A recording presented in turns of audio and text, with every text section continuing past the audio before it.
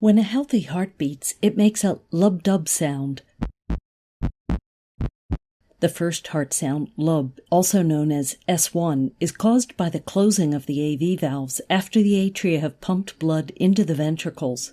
The second heart sound, dub, or S2, originates from the closing of the aortic and pulmonary valves right after the ventricles have ejected the blood. The time interval between S1 and S2 is when the ventricles contract, called systole.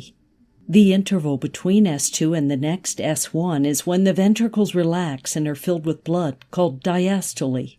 Diastole is longer than systole, hence the lub-dub, lub-dub, lub-dub. Heart sounds are auscultated at 4 different sites on the chest wall, which correspond to the location of blood flow as it passes through the aortic, pulmonic, tricuspid, and mitral valves, respectively. This is how similar defects associated with different valves are differentiated. Heart murmurs are whooshing sounds produced by turbulent flow of blood. Murmurs are diagnosed based on the time they occur in the cardiac cycle, their changes in intensity over time, and the auscultation site where they are best heard. Examples of conditions associated with common systolic murmurs include mitral valve regurgitation, when the mitral valve does not close properly and blood surges back to the left atrium during systole. The murmur starts at S1 when the AV valves close and maintains the same intensity for the entire duration of systole.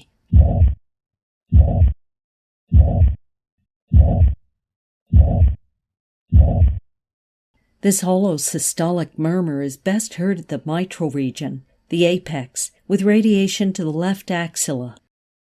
On the other side of the heart, a tricuspid valve regurgitation has similar timing and shape, but is loudest in the tricuspid area, and the sound radiates up along the left sternal border. Aortic valve stenosis. When the aortic valve does not open properly and blood is forced through a narrow opening. The blood flow starts small, rises to a maximum in mid-systole at the peak of ventricular contraction, then attenuates toward the end of systole. This results in a crescendo-decrescendo, or a diamond-shaped murmur, which starts a short moment after S1. It is often preceded by an ejection click caused by the opening of the stenotic valve. Aortic stenosis murmur is loudest in the aortic area, and the sound radiates to the carotid arteries in the neck following the direction of blood flow. Again, on the other side of the heart, a pulmonic stenosis has the same characteristics, but is best heard in the pulmonic area and does not radiate to the neck. Other conditions that cause audible systolic murmurs include ventricular septal defect and mitral valve prolapse. An example of diastolic murmurs is aortic valve regurgitation.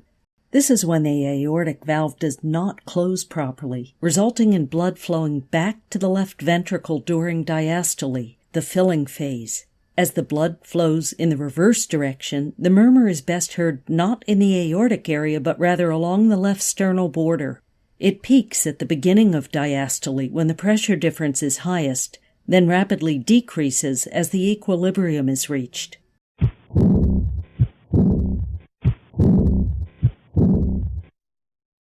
Other common diastolic murmurs are associated with pulmonic regurgitation, mitral stenosis, and tricuspid stenosis.